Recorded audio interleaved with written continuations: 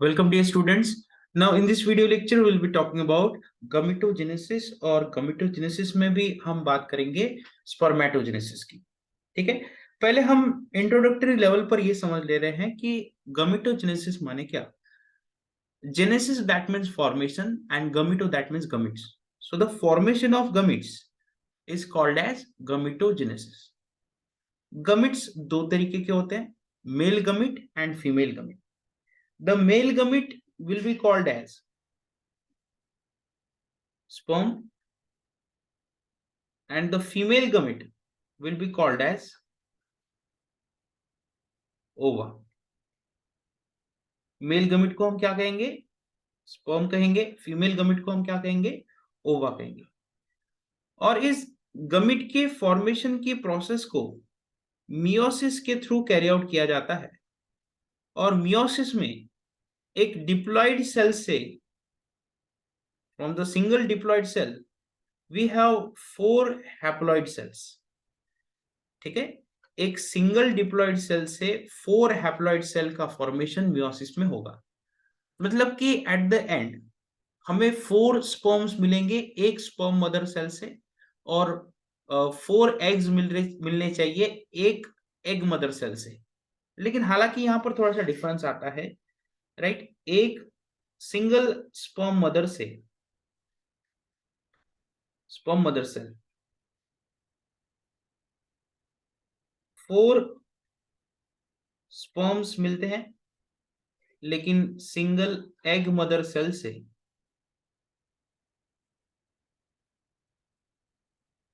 हमें single egg और 3 polar bodies मिलती है, जो कि स्मॉल साइज सेल रहते हैं as compare to egg. Egg काफी बड़ा रहेगा और पोलर बॉडीज जो है वह काफी छोटे स्ट्रक्चर्स रहते हैं, और इनका कोई काम नहीं रहता है, ये रेसिडुअल रहते हैं, मतलब कि कोई इनका फंक्शन नहीं रहता है। So they have unknown function for now, right. ये हमारा होगा egg, that will be the egg. और इसी एग के साथ यहां पर बने स्पर्म्स आगे जाकर फर्टिलाइज या फर्टिलाइजेशन प्रोसेस को कैरी आउट करने वाले। तो एक सिंगल स्पर्म मदर सेल से 4 स्पर्म्स हमको मिलने वाले हैं, और सिंगल एग मदर सेल से सिंगल एग मिलने वाला है। सो यहां पर हम पहले बात करेंगे स्पर्मेटोजेनेसिस की। सो इस वीडियो लेक्चर में हम स्पर्मेटोजेनेसिस को कवर करने वाले हैं। Spermatogenesis, that means formation of sperms, right? Spermatogenesis, that means formation of sperms. अगर हम मेल रिप्रोडक्टिव ऑर्गन्स की बात करें तो जहां पर स्पर्म प्रोड्यूस होते हैं, that organ is nothing but testis. तो यहां पर हमने टेस्टिस को शो किया है, right. This is all testis, ये कंप्लीट हो गया testis. Now inside testis we have various tubular structures, and that tubular structure are nothing but seminiferous tubules, and this is the area where sperms are produced, right? तो आप देख सकते हैं कि एक ट्यूबुलर स्ट्रक्चर हमने यहाँ पर शो किया है, और इस ट्यूबुलर स्ट्रक्चर में हमने इतने पार्ट को हाईलाइट किया है। We have highlighted this part, right.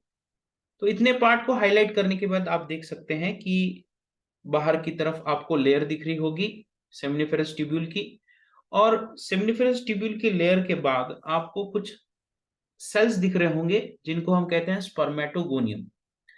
तो this spermatogonium are nothing but sperm mother sales.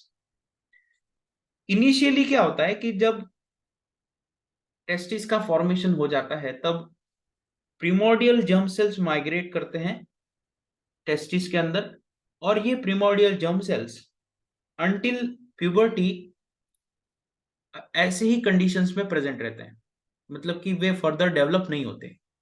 और जैसे ही प्यूबर्टी आती है, मतलब कि 12-13 की एज आती है, तो 12-13 की एज में जो सेल्स हैं वे इंड्यूस हो जाते हैं और स्पर्म डेवलपमेंट स्टार्ट कर देते हैं। सो प्रिमोर्डियल जर्म सेल्स फिर बाद में स्पर्मेटोगोनियम में कन्वर्ट हो जाते हैं, ठीक है। फिर स्पर्मेटोगोनियम अब मियोटिक डिवीजन में माइटोटिक डिवीजन में एंटर करता है, माइटोसिस डिवीजन में एंटर करता है और खुद का नंबर जो है वह बढ़ाता है। मतलब कि स्पर्म मदर सेल खुद का नंबर क्या करेंगे, बढ़ाएंगे। फिर बाद में स्पर्म मदर सेल जो रहते हैं वे मियोसिस में एंटर करते हैं, राइट। तो आप देख सकते हैं स्पर्म मदर सेल जो है स्पर्म मदर सेल जो है वह प्राइमरी स्पर्मेटोसाइट में कन्वर्ट हो गए, ठीक है। अब प्राइमरी स्पर्मेटोसाइट मियोटिक डिवीजन 1 में एंटर करता है। जैसे ही मियोटिक 1 में एंटर करता है, मियोटिक 1 के 2 सेल्स बनेंगे एंड रिजल्ट, जिसको हम सेकेंडरी स्पर्मेटोसाइट कहेंगे। और सेकेंडरी स्पर्मेटोसाइट के बाद मियोसिस 2 बनेगा और एट द एंड हमको 4 स्पर्मेटिड्स मिलेंगे। और फिर बाद में इन इमेच्योर स्पर्मेटिड से मैच्योर स्पर्मेटोजोआ बनेगा, जिसको हम मैच्योर स्पर्म कहेंगे, राइट। तो देखो स्पर्मेटिड के फॉर्मेशन तक जो प्रोसेस है उसको हम स्पर्मेटोजेनेसिस कहते हैं, और स्पर्मेटिड से जो मैच्योर स्पर्म बन रहे हैं उस प्रोसेस को हम स्पर्मियोजेनेसिस कह रहे हैं, ठीक है। तो इस प्रोसेस को हम थोड़ा डिटेल में यहाँ पर देखेंगे कि स्पर्मेटोजेनेसिस की जो प्रोसेस है वह प्राइमरी जर्म सेल से स्टार्ट होती है। प्राइमरी जर्म सेल्स ये 3 फेजेस में जाने के बाद एट द एंड स्पर्मेटोजोआ बनाते हैं। तो उसमें से पहली जो फेज है वो है मल्टीप्लिकेशन फेज, जहां पर जो जर्माइन प्राइमरी जर्म सेल्स है वह स्पर्मेटिड्स में कन्वर्ट होते हैं, स्पर्मेटोगोनियम में कन्वर्ट होते हैं। फिर स्पर्मेटोगोनियम अपना नंबर बढ़ाते रहते हैं। फिर उसके बाद ग्रोथ फेज जहां पर मियोसिस में एंट्री होता है और स्पर्मेटिड का फॉर्मेशन होता है, स्पर्मेटिड का। और एट द एंड स्पर्मेटिड से स्पर्मेटोजोआ अगर हो रहे होंगे तो उस फेज को हम कहते हैं मैच्योरेशन फेज, ठीक है। ये सारी चीजें अब हम डिस्कस करने वाले हैं, जिसमें से पहली फेज है मल्टीप्लिकेशन फेज। अब देखो होता क्या है कि जो प्रिमोर्डियल जर्म सेल्स टेस्टिस के अंदर प्रेजेंट है वो डिप्लॉयड नेचर के रहते हैं, राइट। यह प्राइमरी जर्म सेल्स डिवाइड करते हैं और रीडिवाइड होते हैं, मतलब कि कंटिन्यूअसली प्रोलिफरेट करते हैं माइटोसिस के थ्रू और अपना नंबर बढ़ाते हैं, और आगे जाकर प्रिमोर्डियल जर्म सेल्स से स्पर्मेटोगोनिया बन जाता है। मतलब कि ऐसा समझो कि प्रिमोर्डियल जर्म सेल्स डिवाइड होते होते स्पर्मेटोगोनिया बना देंगे। Spermatogonia that means sperm mother cell, ठीक है, स्पर्म मदर सेल। अब आगे जाकर ग्रोथ फेज लगती है, जहां पर स्पर्मेटोगोनिया माइटोसिस परफॉर्म करते हैं और माइटोसिस के थ्रू क्या बना देते हैं, primary spermatocyte. So the spermatogonia will grow in size by accumulating nourishing material. मतलब कि यहाँ पर नरिशिंग मटेरियल मतलब कि वेरियस प्रोटीन्स वगैरह सिंथेसाइज किए जाते हैं और स्पर्मेटोगोनिया आगे जाकर साइज में ग्रो होते हैं, ठीक है। इतने होते हैं कि वो साइज में डबल हो जाते हैं, वॉल्यूम में डबल हो जाते हैं। और एट द एंड अगर कोई स्पर्मेटोगोनिया वॉल्यूम में डबल हो गया तो वो अब स्पर्मेटोगोनिया नहीं रहा, वह प्राइमरी स्पर्मेटोसाइट बन चुका है। सो इन शॉर्ट स्पर्मेटोगोनिया साइज में डबल होता है और क्या बना देता है, प्राइमरी स्पर्मेटोसाइट। अब यहां से आगे जाकर लगती है मैच्योरेशन फेज, ठीक है, जहां पर हम कहेंगे कि मैच्योर स्पर्मेटोजोआ बनने वाले हैं, ठीक है। थोड़ा सा करेक्शन कर लो, यहाँ पर मैंने कहा था कि मैच्योरेशन फेज यहां तक है, तो actually maturation phase primary spermatocyte से स्टार्ट होती है। So the primary spermatocyte will now enter into prophase through first meiotic division. पहली meiotic division के थ्रू प्राइमरी स्पर्मेटोसाइट अब एंटर करता है प्रोफेज में, ठीक है। तो आप देख सकते हैं प्राइमरी स्पर्मेटोसाइट यहां पर मियोसिस 1 में एंटर कर लिया। तो मियोसिस 1 का एंड रिजल्ट क्या रहेगा, 2 सेल्स, देखिए सेकेंडरी स्पर्मेटोसाइट बन गए। अब सेकेंडरी स्पर्मेटोसाइट मियोसिस सेकंड में एंटर करता है और मियोसिस सेकंड के रिजल्ट क्या होंगे, 4 सेल्स, जिनको हम कहते हैं स्पर्मेटिड्स। अब ये जो स्पर्मेटिड्स है दीज आर नॉर्मल सेल्स, इनके पास स्पर्म जैसा कोई स्ट्रक्चर नहीं है, राइट। अब आगे जाकर ये स्पर्मेटिड स्पर्मियोजेनेसिस नाम की प्रोसेस में जाते हैं, जहां पर स्पर्म का हेड बनता है, उसका टेल बनता है, उसका फ्लैजिला बनता है। और जिससे कि मैच्योर स्पर्म या स्पर्मेटोजोआ प्रोड्यूस होते हैं। तो इन शॉर्ट मैच्योरेशन फेज में आप कहोगे कि स्पर्मेटोजोआ बनने तक की जो प्राइमरी स्पर्मेटोसाइट से स्पर्मेटोजोआ बनने तक की जो प्रोसेस होगी उसको हम कहेंगे मैच्योरेशन फेज, राइट। अब देखिए हमने यहां तक कहा है कि ये जो प्रोसेस है इसको हम स्पर्मेटोजेनेसिस कहते हैं, जहां पर स्पर्मेटिड का फॉर्मेशन हुआ है। लेकिन यहां से जो नीचे प्रोसेस है उसको हम कहते हैं स्पर्मियोजेनेसिस, जहां पर मैच्योर स्पर्मेटोजोआ प्रोड्यूस होता है। तो अब स्पर्मियोजेनेसिस के हम बारे में बात करते हैं, जहां पर मैच्योर स्पर्मेटोजोआ प्रोड्यूस होते हैं स्पर्मेटिड से।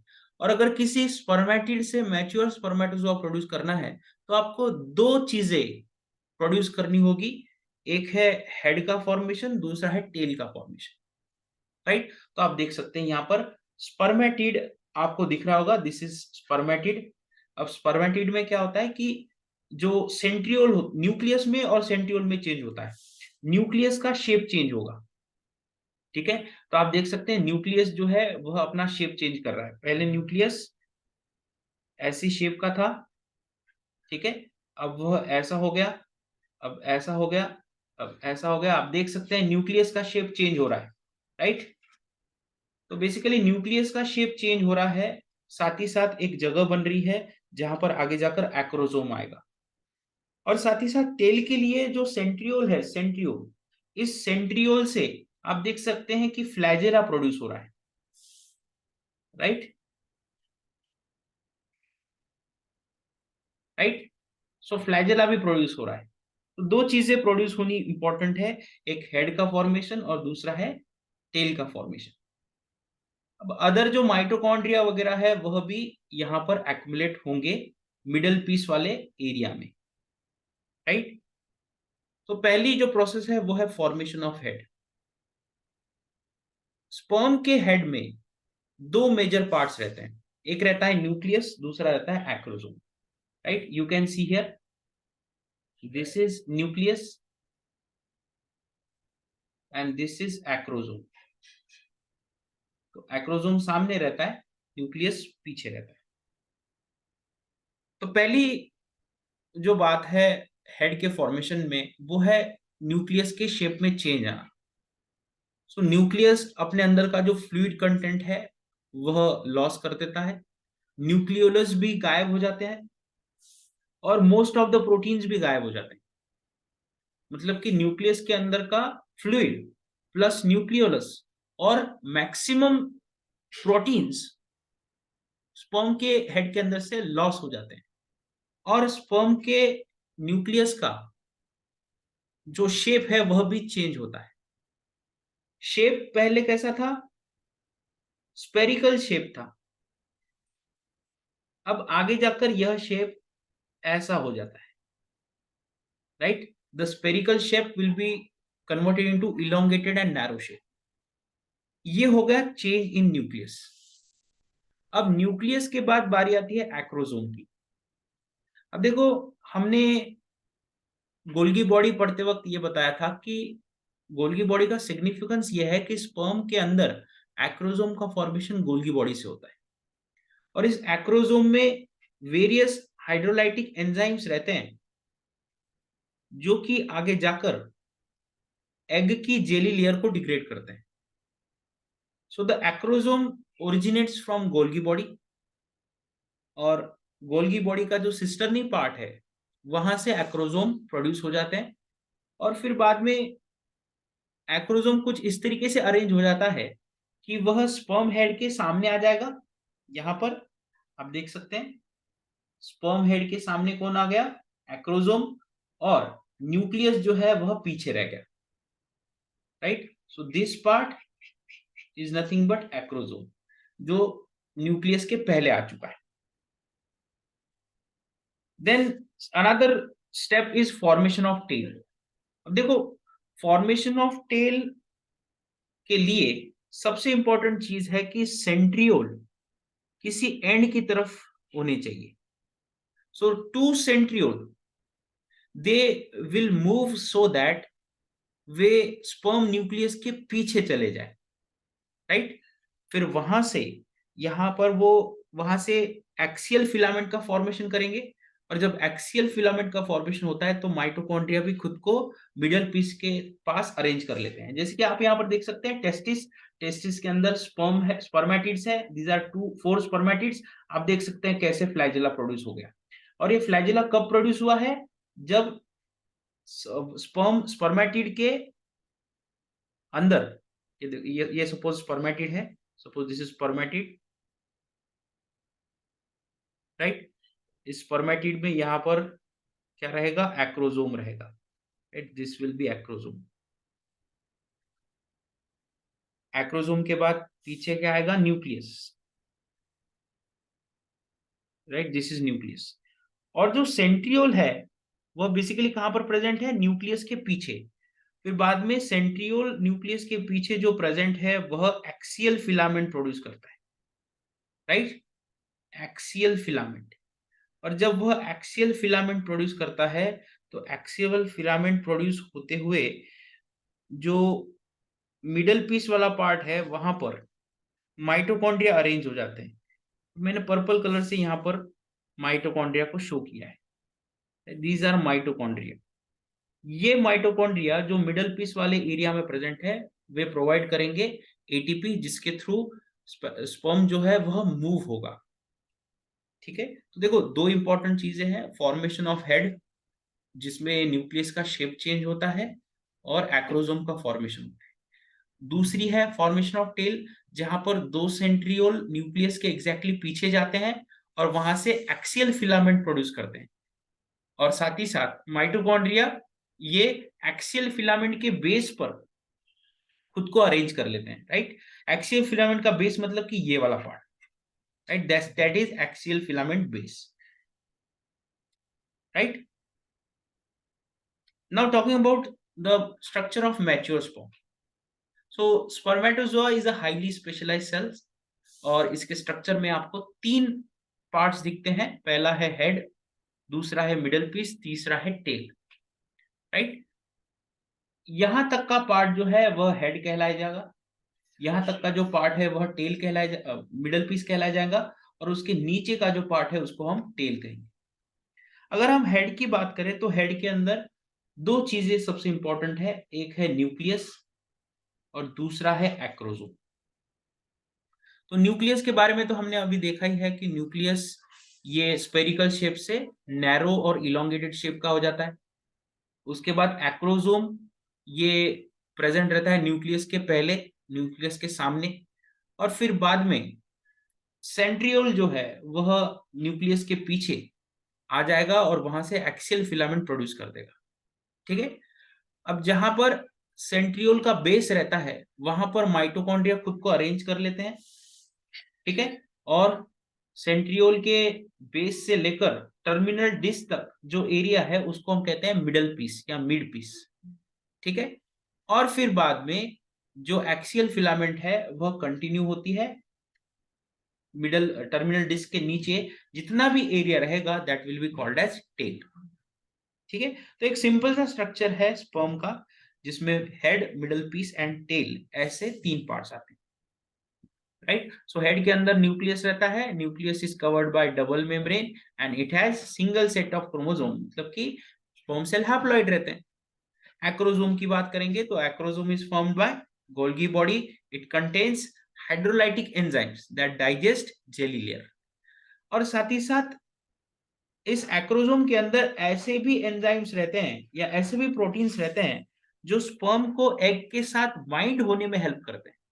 तो एक्रोजोम में 2 चीजें रहती है, एक ऐसे एंजाइम्स जो जेली लेयर को डिग्रेड करने वाले हैं, और कुछ ऐसे एंजाइम्स जो स्पर्म को एग के साथ बाइंड होने में हेल्प करेंगे। अब कुछ स्पेशलाइज्ड प्रोटीन्स रहते हैं स्पर्म के अंदर जिनको हम कहेंगे एंटी फर्टिलिन। ये एसिडिक प्रोटीन रहते हैं, मतलब कि एसिडिक अमीनो एसिड का अमाउंट काफी ज्यादा रहता है। और एंटी फर्टिलिन प्रोटीन ये बेसिकली इंटरेक्शन करता है फर्टिलिन रिसेप्टर के साथ, ठीक है। बाइंडीन, एंटी बाइंडीन ऐसे प्रोटीन रहते हैं। तो एंटी फर्टिलिन जो प्रोटीन है वो इमेजिन करो कि एग के किसी प्रोटीन के साथ इंटरेक्ट करने में हेल्प करेगा। उसके बाद फंक्शन ऑफ स्पर्म क्या है? देखो, स्पर्म का फंक्शन ये है कि वह एग की तरफ मूव करता है। अगर यहां पर सपोज एग है, तो स्पर्म एग की तरफ मूव करेगा। ठीक है। इस प्रोसेस को हम कहते हैं chemotaxis, the movement of sperm towards egg, that will be called as taxis. और कीमोटैक्सिस इसलिए क्योंकि एग से कुछ ऐसे केमिकल्स रिलीज होते हैं जिसको स्पर्म सेंस करते हुए आता है। इन केमिकल्स के लिए स्पर्म के ऊपर रिसेप्टर रहते हैं। ठीक है। तो स्पर्म क्या करता है, जिस तरफ ज्यादा कॉन्सेंट्रेशन मिल रहा है उस तरफ स्पर्म मूव करेगा, उसको हम कहेंगे कीमोटैक्सिस। जब एक्सटर्नल फर्टिलाइजेशन की बात आती है, एक्सटर्नल फर्टिलाइजेशन, तो एग वाटर में ले किए जाते हैं, स्पर्म भी वाटर में ले किया जाता है, तो स्पर्म वाटर की तरफ मूव होता है, कीमोटैक्सिस होता है। अगर इंटरनल फर्टिलाइजेशन की बात करोगे तो थर्मोटैक्सिस होता है। मतलब कि फीमेल के बॉडी के अंदर जो सीमेन गया है, जो स्पर्म गए हैं, वे स्पर्म इंक्रीजिंग बॉडी टेम्परेचर की तरफ जाएंगे, मतलब कि अंदर की तरफ जाएंगे। उसके बाद स्पर्म फ्यूज होता है एग के साथ, जिससे डिप्लॉयड जाइगोट प्रोड्यूस करेगा। साथ ही साथ स्पर्म के अंदर से सेंट्रियोल जाता है एग के अंदर, जो डेवलपमेंट को स्टार्ट करता है, मियोसिस रिज्यूम करता है एग का। और साथ ही साथ यह डिप्लॉयड जाइगोट को भी प्रोड्यूस करता है। राइट। तो हमने यहाँ पर दो चीजें देखी है, स्पर्मेटोजेनेसिस की प्रोसेस और स्पर्म का स्ट्रक्चर। राइट।